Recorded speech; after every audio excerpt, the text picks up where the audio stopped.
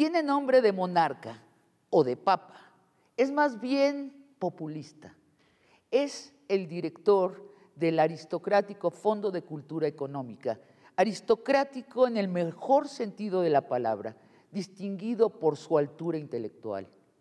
Y él, este izquierdista con nombre de monarca o de papa, lo está convirtiendo, sin desplomar sus contenidos, también en una editorial popular, en el sentido de que cualquiera tiene en el bolsillo suficiente para comprar uno de sus libros. Paco Ignacio Taibo II. Paco Ignacio Taibo II, qué gusto hablar contigo. Gusto hablar. Sí, qué bueno que estamos de nuevo en tu televisión. Ya te extrañaba. Paco, la última vez que hablamos fue igual por Zoom en una comunicación del Fondo de Cultura Económica y hablamos de tu último libro, Sabemos cómo vamos a morir. Eso fue hace 2 meses. ¿Ya escribiste otro libro? Sí. No me digas, ¿qué libro? Se va a llamar La Libertad. Son 13 historias extrañas que a lo largo de los años como investigador de historia fueron apareciendo y bueno, las reuní. Y luego estoy detrás de 2 novelas que avanzan. Yo qué sé, la pandemia me ha enloquecido, me ha metido en un ritmo de 8, 10, 11 horas diarias en el fondo, continuas, en comunicaciones como esta o telefónicas, y luego largas horas en la noche, porque me rompió los horarios, totalmente, me rompió los horarios. Pero dime algo, Paco, o sea, tú 11 horas en el Fondo de Cultura Económica y en pláticas como esta, ¿cuántas horas de escribir? Es que varía mucho, de repente son 20 minutos, hora y media, 2 horas, 3. Traté, a diferencia de otros autores que les gusta tener muy reglamentado su mundo de la escritura, si yo escribo todos los días 2 horas y media, de 4 a 5, yo necesito una pluma verde y cuadernos escribe gordos. Yo necesito saber cómo va a ser el libro antes de escribirlo, yo no. Sí. Yo sí sé cómo va a ser el libro antes de escribirlo, no lo escribo, ya lo sé, ¿para qué lo voy a escribir? ¿Y tienes cuadernos donde vas guardando estos libros que no terminaron de cerrarse? ¿O cómo tienes esa memoria de los proyectos que se quedaron germinados pero no florecidos? Desde la era de la computadora tengo un archivo de archivos que se llama Esto todavía no. Y en Esto todavía no hay 14 proyectos abiertos. Desde uno que se llama Cuentos Raros, en la que escribí cuentos que nadie va a querer jamás publicar, entonces los dejo para que se publiquen cuando me muera, hasta ensayos de historia que van lentamente avanzando al paso de los años, hasta novelas, hasta ensayos cortos sobre temas que me apasionan particularmente. Y ahí de vez en cuando había 14 la última vez que lo revisé, ya luego 13 porque uno salió, ya luego 12 porque terminé otro, pero seguro que en el curso de estos meses algún otro se mete al closet, a ese closet. Y Cuentos Raros, ¿por qué no se publicaría en vida tuya? Uno de ellos porque es tan políticamente incorrecto que no tengo ganas de que se me cruce ese debate con los otros 20 debates en los que estoy metido. ¿De Uno qué en se el que trata? cuenta un cuento que empieza contando cómo Jorge Negrete llegó a la XCW, le abrieron los micrófonos y dijo, pa' pronto, yo soy Joto. Y a partir de ahí empieza el delirio nacional en el que las masas casi linchan al viejo Azcárraga por andar permitiendo que eso pase, y al día siguiente llega Pedro Infante y dice, pues lamento lo que está pasando con Jorge, pero yo también. Ah, Arman desmadre. Y luego el que sigue es Nacho Telles, que dice, bueno, lo que pasa es que estas cosas no se hablaban, pero ya llegó la hora. Y lo situó en los años 50, en plena epopeya macho dominante, donde Nacho Telles dice, bueno, la verdad, yo no soy Joto, soy Mayate, pero en la selección, bueno, la mitad de los muchachos también le pegan. Entonces, es un cuento que es tan políticamente incorrecto que que me iba a meter en un debate absurdo. Oye, Paco, ¿pero esto es histórico o es fruto de tu No, imaginación? hombre, ¿qué va a ser histórico? Yo me lo inventé todo. Ah, ya, ¿Tú has oído ya. hablar de que Pedro Infante se confesara homosexual en la XW o qué? Para nada, pero como tenía el dominio Televisa de tal manera de los medios, pensé, pues esto lo borraron de la memoria histórica. Yo quiero hacer un musical entre que los personajes principales sean Juan Gabriel y Monsiváis y que canten en el primer número, no vale la pena. ¿Cómo ves? Eso sí sería, y eso sí sería histórico, oye. Oye, Paco, y dime, ¿escribes fumando y tomando Coca-Cola? Sí, traté de que no hubiera hábitos que establecieran una relación mecánica y que tuviera necesidad de ellos cuando escribo, de tal manera que me dejara libertad de escritura. Pero se han ido creando algunos hábitos. La Coca-Cola es el problema de los refrescos con azúcar. Yo como el Che digo, no hay que prohibirlos, hay que expropiarlos. Este, y entonces Ajá. soy azúcar dependiente. Pues Entonces sí, bebo jarritos rojos, lulús de frambuesa, Coca-Colas, Pepsi-Colas, y últimamente me he hecho adicto a la tropicola cubana. Es por un lado el azúcar. Por otro lado, el fumar, ¿no? El fumar establece la pausa. O sea, en el sí. momento en que la idea no se quiere cerrar, ese momento es el momento de encender un cigarrillo y dejar que el tiempo pase. Y la otra es trabajo con unos gustos musicales como los de tus musicales, man. Eh, Ajá. Wagner, Tito Puente y Santana. Wagner, las Valquirias y Tannhäuser. Músicas extremadamente rítmicas que me ayudan a agarrar velocidad de escritura. Claro, Y es un claro. horror porque te imaginas a las 3 de la mañana Tannhäuser a todo lo que da.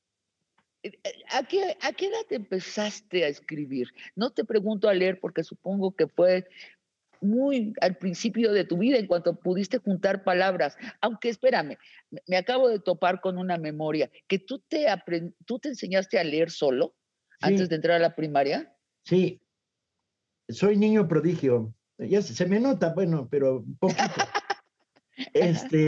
Por una razón muy curiosa.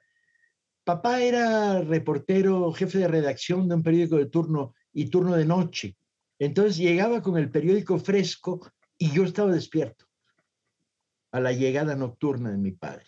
Y me lo ponía y entonces yo decía, ¿aquí qué dice en los titulares? Y aprendí a leer de una manera extraña, aprendí a leer por palabras, no silabeando. Carbón, barco, Sí, sí, sí. niños. Entonces, yo no sé si esa técnica debe existir por ahí, alguien que pedagógicamente la haya desarrollado, pero yo aprendí a leer Absolutamente. así. Cuando llegué a la primaria, sabía leer. ¿Y cuándo empiezas a escribir ficción? Mi memoria dice, pero la memoria es falsa y la vas acomodando para que mejore tu biografía, ¿no? Mi memoria dice que por ahí de los 12, 13 años, es más, hasta podríamos fecharlo si hiciéramos el esfuerzo. Fue el día en que murió Kennedy. Yo llegué a la reunión familiar, tenía una familia de leídos y escribidos que apreciaba y que todos los días en la sobremesa hablaban de libros, de autores, etcétera. Llegué con mi primer cuento, que sé cómo se llamaba Julio y las trompetas y no sé de qué trataba. Debía ser bastante malo porque se me olvidó. Oye, ¿y por qué el Paco Ignacio Taibo II? ¿Por qué el 2? Cuando, ¿Eres emperador o qué? para nada, cuando terminé mi primera novela, llegué en la noche, hablé con mi padre que estaba tomándose la Cuba Libre del estribo y le dijo, ya está, mi primera novela. Y pues la leo, no, todavía no, espera, casi. Y le digo, pero ¿cómo voy a firmar? Y me dice, Paco Ignacio, desde luego, Taibo también, pero dos apellidos, ya dos nombres con dos apellidos es mucho. Y entonces dijo, pues no sé. Y él fue el de la idea. Dijo, vamos a usar la tradición de los pelotaris de Jai Alai. Ajá. que Zumalcárregui 1, Zumalcárregui 2. Y dije, no suena demasiado aristocrático. Y me dijo, no, hombre, es de pelotaris, porque el uso de la palabra junior en los años 70, que es cuando yo escribo mi primera novela, sonaba absolutamente a hijo de papá. Entonces, el pacto ahí quedó sellado. Pues órale, yo soy el 2. Y tan quedó sellado que a la mañana siguiente mi padre escribió su columna Esquina Baja en el Universal y la firmó Paco Ignacio Taibo 1. Y siguió firmando Paco Ignacio Taibo 1. Toda su vida, hasta su muerte. Qué gran regalo, ¿no, Paco? Pues, papá era de una generosidad notable, y de repente me preguntaron muchas veces a lo largo de mi vida, ¿no te pesa ser hijo de un tipo tan maravilloso, escritor, polifacético, figura cultural? Y yo dije, sí, me pesa un chorro, pero en el lado bueno de la espalda, no hay bronca. Yo quiero hablar contigo más sobre esta guerra cultural. De hecho, quiero hablar sobre la guerra cultural que se está sustentando hoy mismo y de la que tú eres una figura principal. Pero antes quiero insertar, antes de irnos a un corte, quiero insertar una pregunta que me mandó un tuitero para ti, que es harto interesante. Mira, dice, pregunté en Twitter, ¿qué le pregunto a Paco Ignacio Taibo II? Y esto me contestó un tuitero. Taibo escribe sin malas palabras. Acabo de terminar de leer sus volúmenes de Patria y no hay malas palabras. ¿Por qué entonces cuando habla de política sí las dice? ¿Y por qué dijo en la Feria del Libro hace 2 años, cuando recién lo había nombrado director del Fondo de Cultura Económica, se las metimos doblada? Y sigue, porque era un tuit con varias partes, dice específicamente, quiero saber qué significa la frase, ¿quiénes le metieron qué doblada a quiénes? ¿Empiezo por el final o empiezo por el principio? Pues ya me estás albureando, ¿qué? Como tú quieras. A ver, cuando escribo Patria, el lenguaje rudo, el malsonante, no es un lenguaje del siglo XIX. Ni siquiera los liberales más agresivos en términos de lenguaje lo utilizan. La moral del XIX no permite las malas palabras, excepto un poema muy bueno de Prieto, que se burla de los eufemismos de la iglesia al llamar de una manera a las basinicas, etc. El 19 es casto mexicano y puritano en términos de lenguaje. El 20 no, y yo no, porque desde toda la vida he partido del supuesto de que no hay buenas y malas palabras, hay palabras, y las palabras tienen un valor de uso. Cuando las masas enfebrecidas le gritan culero a Díaz Ordaz en el Estadio Olímpico, masivamente, millones de voces gritando culero, no se refieren a que tuviera el culo grande, no, se refieren a cobarde, traidor. El uso es el que le da a las palabras el valor.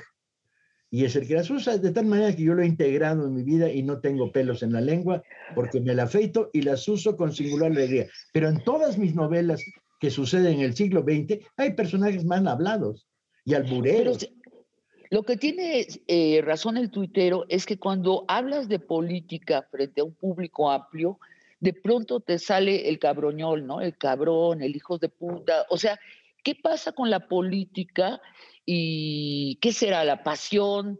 No, ¿O es es que punto de contacto con la raza? es que se lo merece. A ver, un pendejo es un pendejo, ¿ok? Pero no es un Partamos tonto. deshecho. No es un A ver, tonto. no. ¿Qué es pendejo y qué es tonto? Ahí va. El tonto es un pendejo sin mala fe. El pendejo es un tonto con mala fe. Y si es presidente de la República, es doblemente dañino porque añade a su mala fe su profunda incultura. Cuando observo a Fox recorrer la Feria del Libro de Guadalajara desde el Tapanco de la editorial Planeta y veo que durante 15 minutos recorre una Feria del Libro sin ver un solo libro, sin detenerse a tomar un libro en la mano, sin preguntar nada, yo digo, estamos ante un pendejo interesante. sin duda. La palabra tonto no sirve para calificarlo. El lenguaje popular ha creado la palabra pendejo para definir un personaje así. Ergo, la uso con singular alegría y la seguiré usando. Ahora, pero sí hay en ese momento un guiño a la raza, ¿no? Usar pendejo y además un hombre de lecturas finas y de prosa alta como tú, es decir, yo soy parte de ustedes, ¿cierto? No, es decir, mucho más. A Yo, ver. yo, yo creo en eso. Yo los llamo así. No es identificarte con la raza por la vía del lenguaje, es identificarme con la realidad social por la vía del lenguaje. Sabes que este país ha estado gobernado no por déspotas desilustrados, no por burócratas de baja fuste que ascendieron la cadena burocrática asesinando, haciendo fraudes, cerrando fábricas, matando gente. No, ha estado dominado, y el lenguaje popular lo define, por hijos de la chingada. Y no tiene nada que ver con la acepción de Octavio Paz de hijos de la chingada. Ni siquiera tiene que ver con chingado o no chingada. El lenguaje popular dio un valor a esto. Y el lenguaje popular es el lenguaje en el que me siento contento, a gusto y feliz, porque es lo que pienso. Y el respecto... Ahora, regresemos a la frase célebre. Era una bonita metáfora. Doblada. Era una bonita metáfora. Pero mira, dice este tuitero, quiero saber quiénes le metieron qué doblada a quién. Se lo respondo rápidamente. Fuimos nosotros y lo que les metimos doblada fue la boleta electoral. En la urna. No, hombre, ahorita te vi muy político. Yo creo que no pensaste esto cuando dijiste. Vaya, y estaba usted en mi cabeza en esos bonitos momentos. No, no. Yo, en pleno júbilo, dije, se las metimos doblada.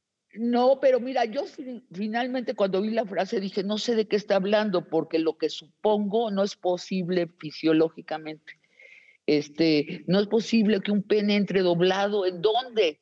Entonces, de veras era Sabina, la boleta. ¿te volviste literalista?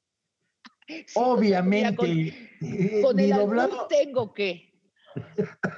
¿Tú has pensado cómo ve una mujer el albur? Es rarísimo, porque nosotras no alcanzamos ninguna gloria al meter nada. ¿Qué vamos a meter? Entonces, nada, pero, sí es un deporte masculino. Es un deporte masculino, excepto 2 o 3 compañeras a las que conocí a lo largo de mi vida, sobre todo en los últimos años de la prepa, que eran unas reinas para el albur, porque dejaban desconcertados a los machines y los sacudían, pero de mala manera. Una compañera como una compañera nuestra en la prepa, que de repente agarró el albur más surrealista, barroco y loco que yo conozco, ¿sí? Que era, para dentro de su centro, te tapo con cemento y te dejo al albañil adentro. ¿Has oído un albur más barroco que ese? Bueno, esta compañera se lo recetó de repente al merenguero de la puerta de la escuela y el merenguero perdió el aliento durante como 15 segundos. Paco, vamos a cortar y regresamos. Vamos a hablar de la guerra cultural que se está sosteniendo en nuestro país. Hagamos una pequeña pausa.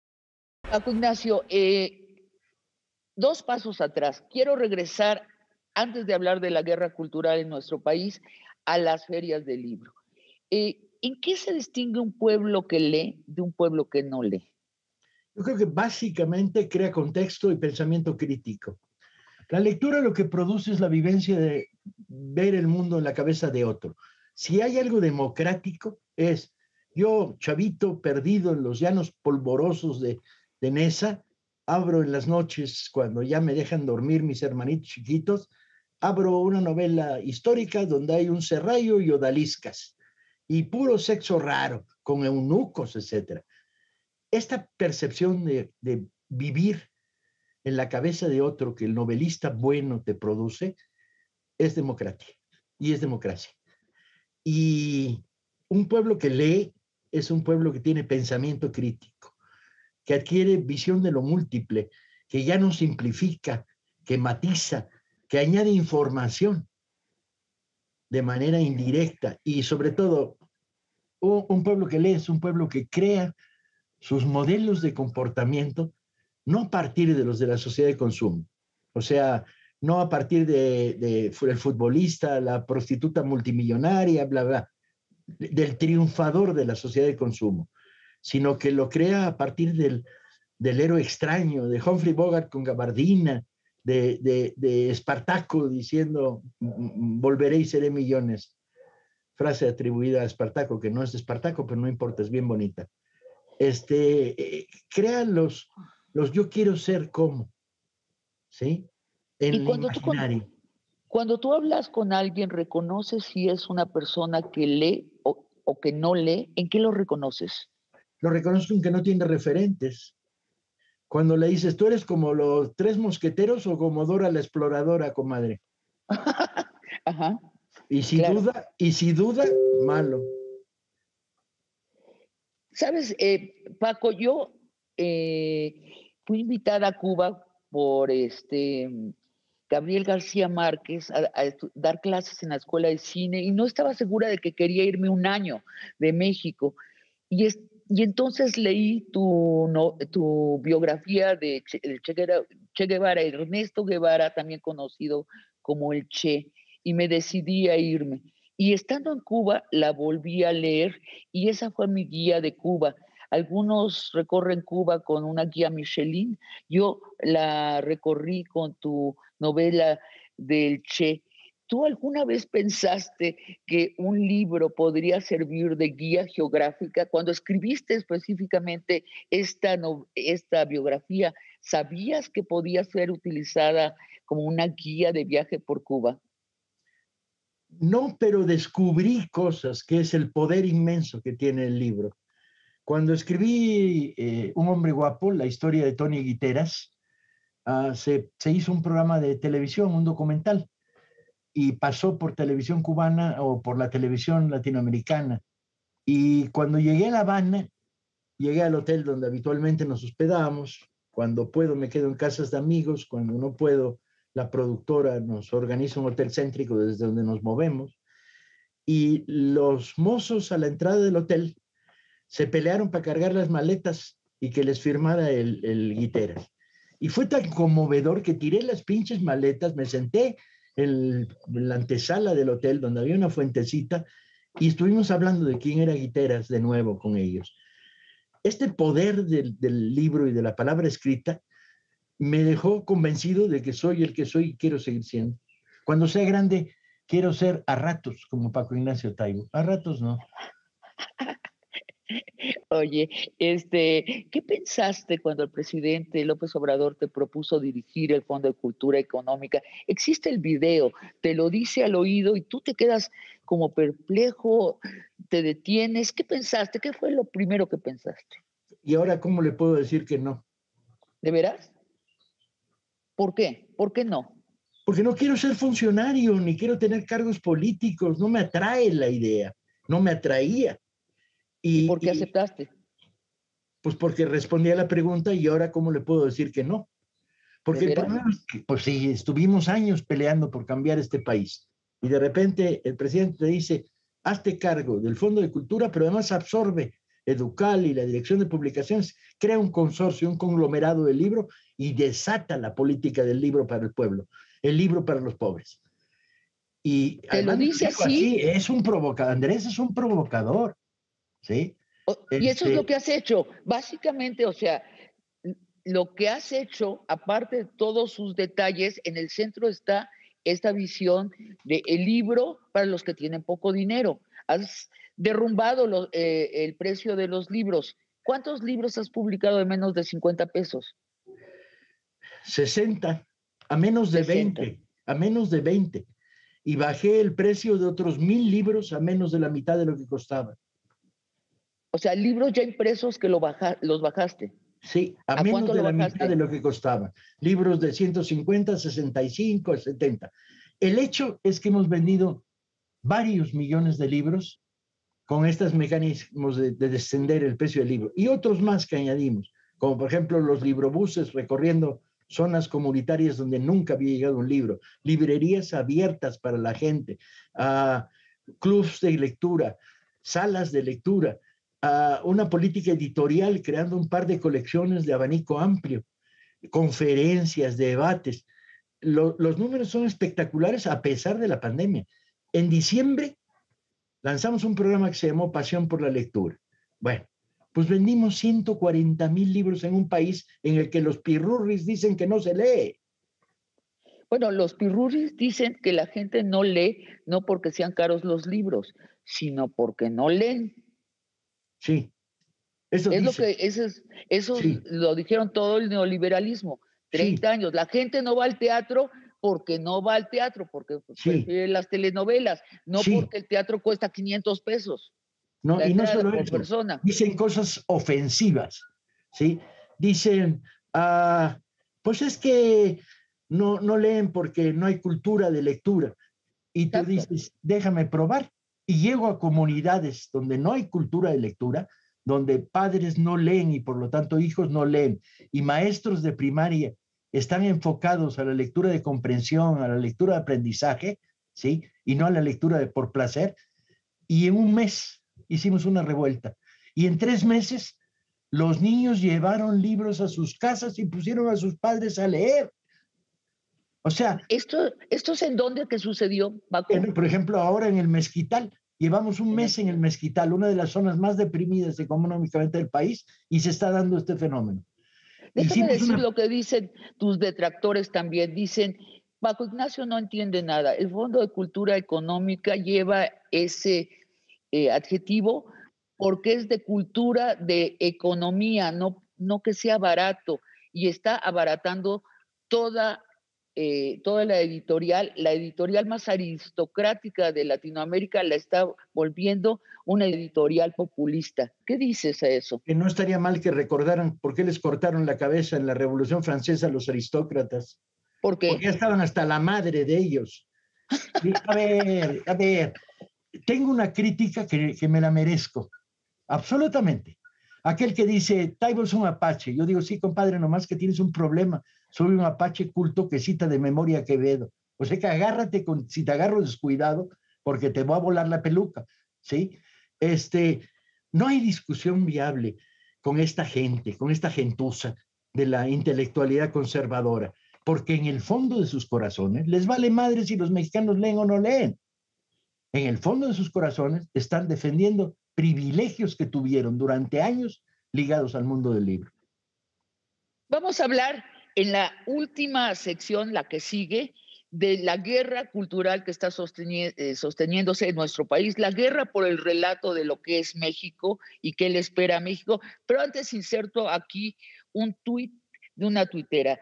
Dice, ¿has sido feminista, Paco? ¿Eres feminista? ¿Te conmueve el feminismo? ¿Estás haciendo algo carajos por el feminismo? ¿Qué dices?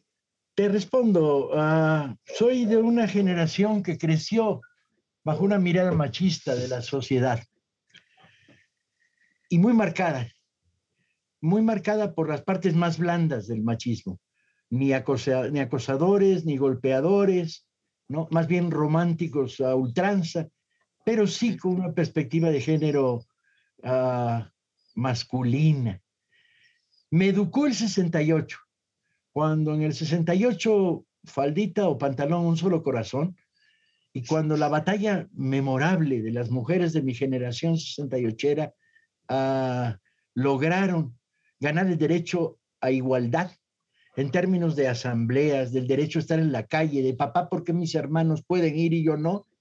Yo participé activamente apoyando esta visión, porque venía de una cultura que tenía una componente muy, muy femenina, que eran mis héroes de infancia, el más importante era Leonora, el capitán Tormenta de Salgari, que tenía la mejor estocada veneciana del mundo y que combatía a los turcos en Famagusta, y era mujer, ¿sí? Y entonces, bueno, lo conecté de alguna mágica manera en la cabeza. A partir de eso, desde una manera reeducativa, he estado vinculándome a las experiencias más importantes del feminismo. En principio, para mí toda la vida ha sido sagrado, a trabajo igual, salario igual, ¿sí?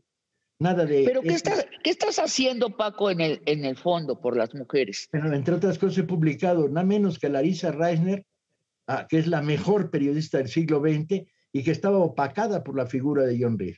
He republicado a Lilian Hellman. Estoy sacando un libro maravilloso que se llama Mujeres Piratas en el Mundo. Estamos revisando la terrible historia de las brujas de Salem a partir de una escritora norteamericana brillante. Publicamos, o sea, estamos dándole aire, voz y vuelo a una visión de lo femenino, ¿no? Bueno, pues nos vamos a un corte y regresamos. Paco, regresamos a nuestra última sección, la guerra por el relato de lo que es México y hacia dónde va México. ¿Quiénes son los bandos en esta guerra, Paco Ignacio? Yo creo que está muy claramente diferenciado. Están los intelectuales del viejo régimen, que en la mayoría de los casos, y no quisiera decir todos porque sería injusto y falso, habían vivido situaciones de privilegio bajo el viejo régimen.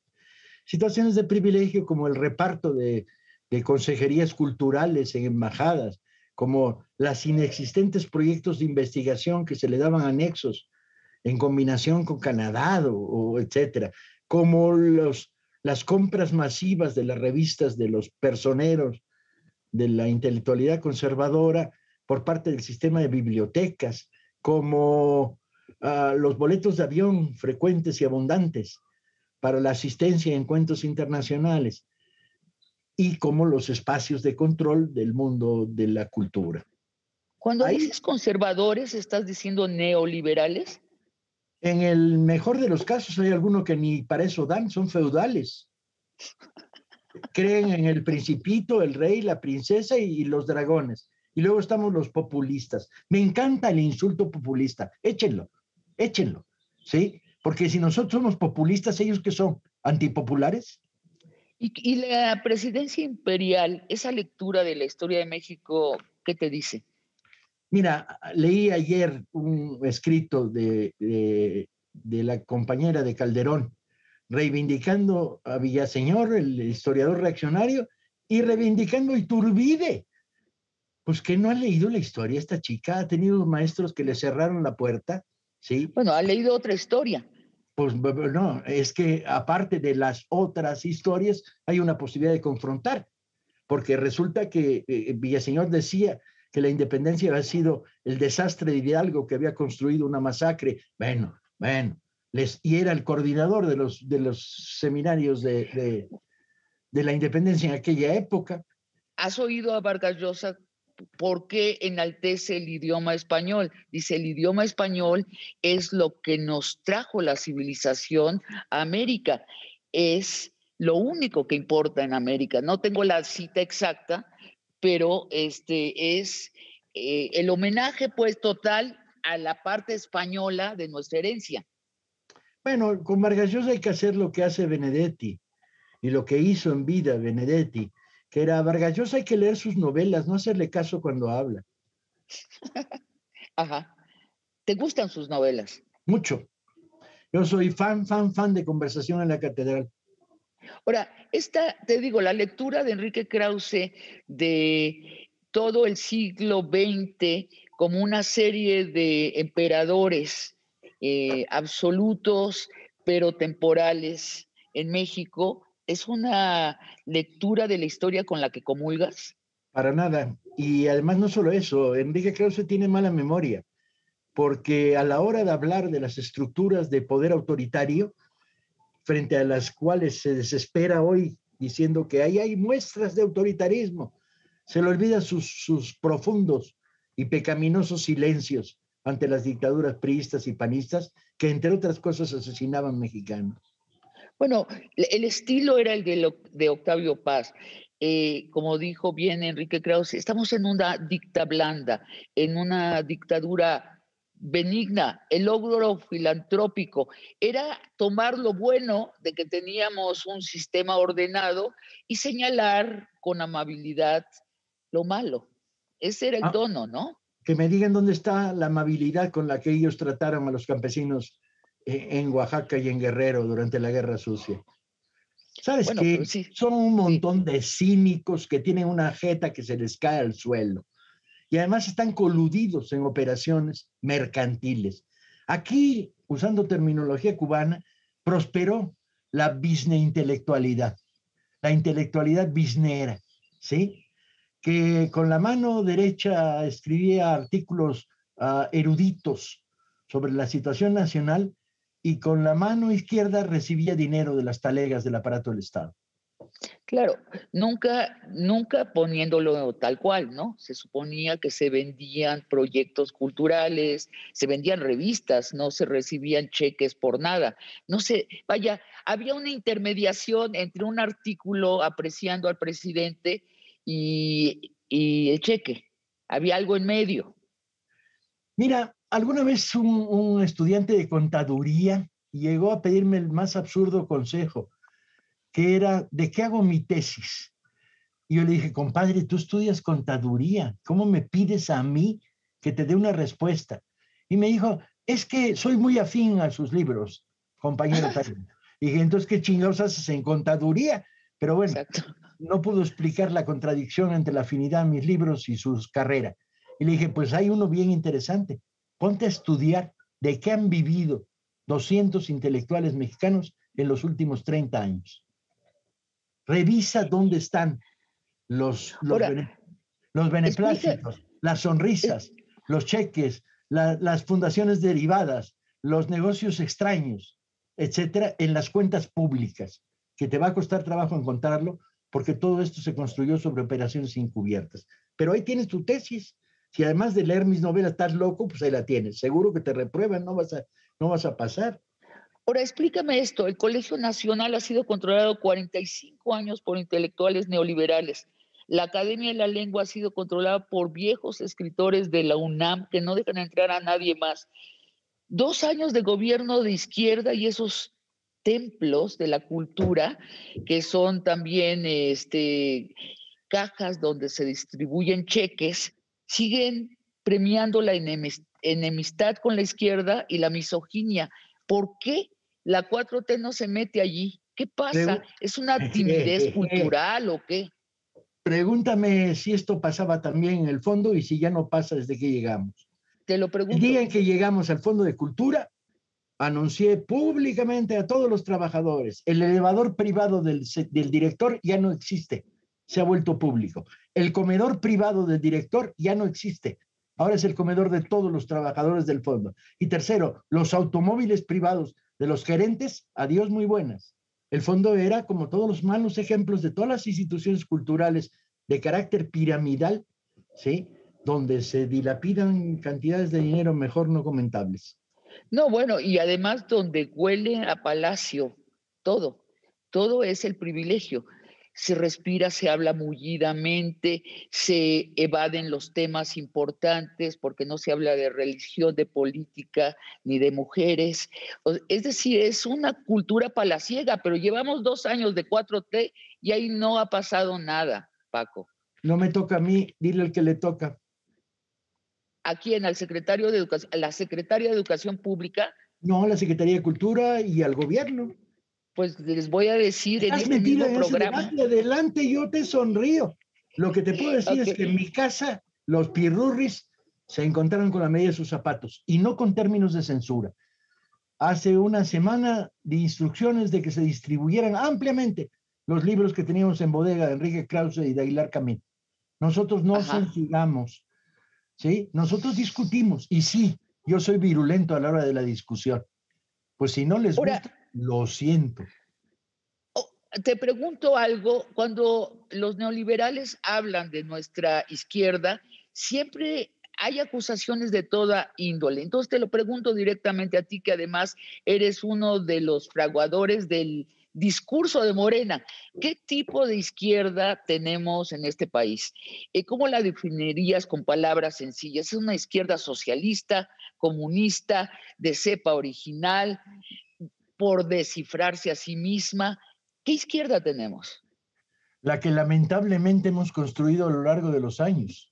Una izquierda que carga con todos los defectos de la estructura de vida de partido, que carga con todos los defectos del sectarismo, que carga con todos los defectos de la formación desigual, que esencialmente tiene un nivel medio de carácter machista, que es poco sociable ante los fenómenos de los movimientos. A ver, la realidad es la realidad, decía Brecht, ¿no? El Agamenón y el porquero ahí andaban poniéndose de acuerdo en cómo era la realidad.